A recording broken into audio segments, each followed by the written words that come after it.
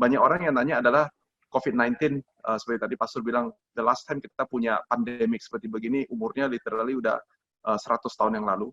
And now, for the first time, bukan cuma cerita tentang satu region sedang mengalami krisis atau pandemic, tapi the whole world is actually going through this.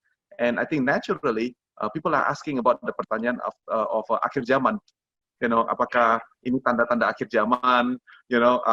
And bagaimana seharusnya kita melihat akhir zaman gitu. And gereja-gereja zaman sekarang juga mungkin agak jarang cerita tentang akhir zaman. So I thought this could be an opportunity for you to teach us all, right? What is akhir zaman and relationship-nya sama COVID-19 apa gitu loh? Should we all prepare to go to heaven? What do we do? Jadi tadi David minta saya ngajarin. Are you sure mau diajarkan sampai jam 1 malam tentang akhir zaman? Oh yeah. I know you guys are not sure about this.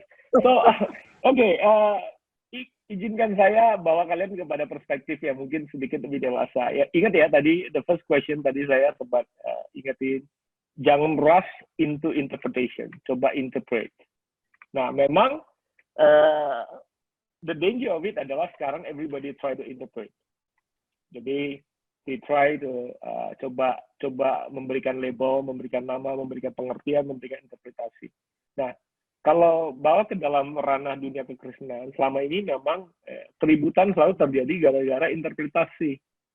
Gitu. Nah, baik itu hal yang paling simpel. Interpretasi soal baptisan aja orang Kristen berantem, ya toh. Interpretasi soal banyak hal, ya toh, termasuk interpretasi tentang akhir zaman.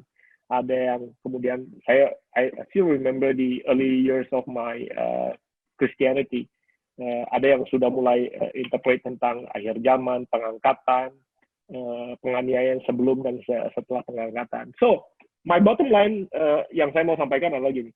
Semua itu interpretation. Nah, interpretation itu selalu subjektif. Melalui kacamata orang yang interpret. Nah, jadi kalau ada yang berusaha interpret, what is my perspective?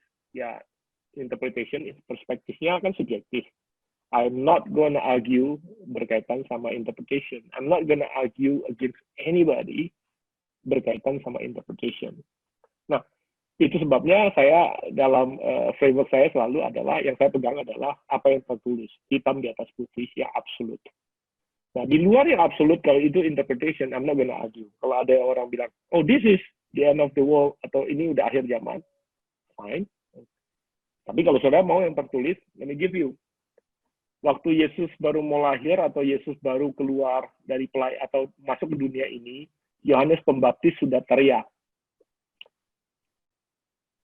Akhirnya sudah datang.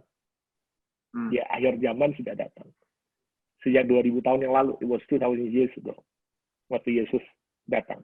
Yohanes Pembaptis sudah berteriak, the end is close. Sepanjang Alkitab Perjanjian Baru kita baca, Rasul Paulus sudah menyebutnya. Dan bahkan dia berkata, dia pengen ada di akhir daripada akhir. So, yang pasti kita punya time, udah pas 2000 tahun sejak Yohanes Pembaptis berteriak. So, we are 2000 years shorter towards the end. Cuman, ada lagi yang tertulis, Yesus sudah bilang, hanya Bapa yang tahu. Malaikat aja nggak tahu, hanya Bapa yang tahu. So, jadi kalau hanya Bapak yang tahu, apapun yang dikatakan itu adalah penafsiran, interpretasi. Yang lebih repot lagi kalau itu adalah prediksi. That's good. Ya, jadi kalau itu prediksi, ya I'm not gonna argue, apalagi kalau itu prediksi. Ya toh? Nah, banyak prediksi yang memakai label, memakai jubah, marifat, dan profesi.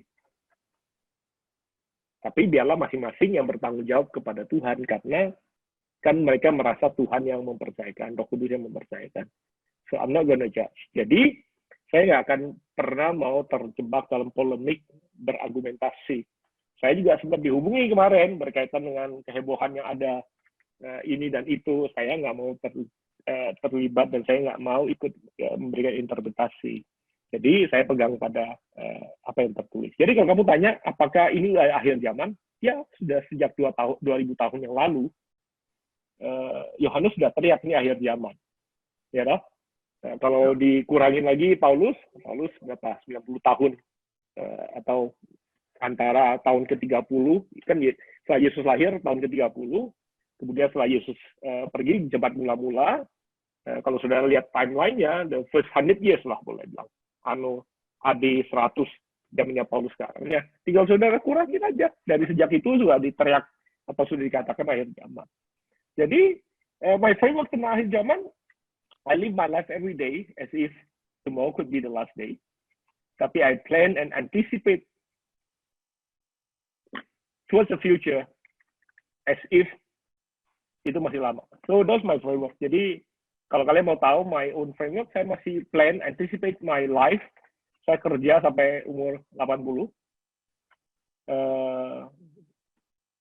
Nggak tahu Tuhan kasih hidup sampai 80 atau lebih. Kalau my work plan sampai umur 80. I'm gonna work until saya umur 80. Setelah itu saya baru akan lihat lagi saya akan kerjakan apa lagi di umur 81. Kalau by then, until then, Yesus belum datang, ya, I guess I will still be working. Tapi kalau Tuhan datang sebelumnya, ya, I'm ready to go anytime. So that's my framework sih. Nggak tahu apakah ini menolong saudara.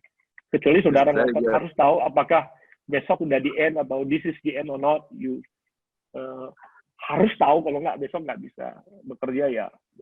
Mungkin ya saudara harus cari tahu. Saya nggak tergantung sama itu. Jadi. That is a very good answer. Live like this is the last day, tapi terus mengantisipasi the future.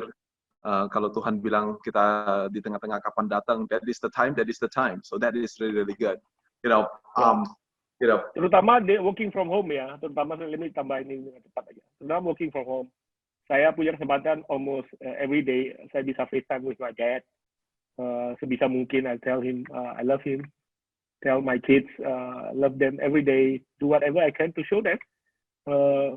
Selama nggak working from home, nggak punya banyak kesempatan untuk bisa FaceTime sebanyak itu sih. Jadi,